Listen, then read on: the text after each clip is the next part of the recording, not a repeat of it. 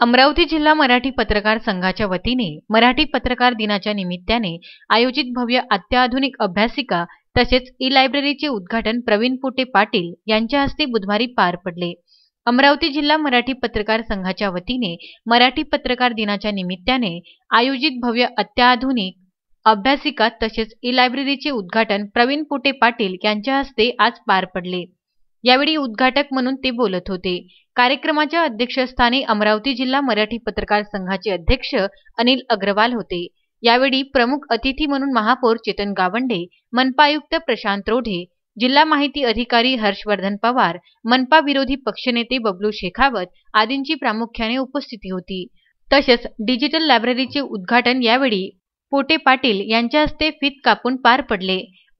मराठी पत्रकार दिनाच्या निमित्ताने कोरोना काळात सुरुवातीपासूनच आरोग्य सेवेत अविरतपणे कार्य करणाऱ्या जिल्हा शल्य चिकित्सक डॉक्टर श्यामसुंदर निकम, डॉक्टर रवी भूषण तसेच अमरावती शहराचे प्रशासन उत्कृष्टरित्या सांभाळणारे मनपा आयुक्त प्रशांत रोढे यांचा सन्मान अमरावती जिल्हा मराठी पत्रकार संघाच्या वतीने सन्मान चिन्ह तसेच पुष्पगुच्छ देऊन करण्यात आला।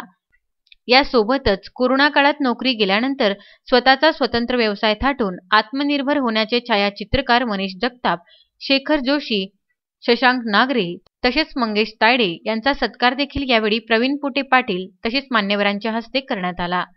पत्रकार भवनाच्या पायाभरणीपासून अभ्यासिकेच्या निर्मितीत सिंहाचा वाटा असलेले जिल्ह्याचे माजी पालकमंत्री प्रवीण पोटे पाटील यांचा विशेष सत्कार अमरावती जिल्हा मराठी पत्रकार संघाच्या वतीने करण्यात आला।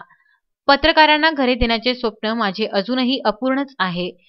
ते पूर्ण करण्यासाठी मी येणाऱ्या काळात प्रयत्नरत राहणार आहे, असे प्रतिपादन माजी पालकमंत्री तथा आमदार प्रवीण पोटे पाटील यांनी आज केले। अनिकेत ठाकरे, विदर्भ न्यूज, अमरावती।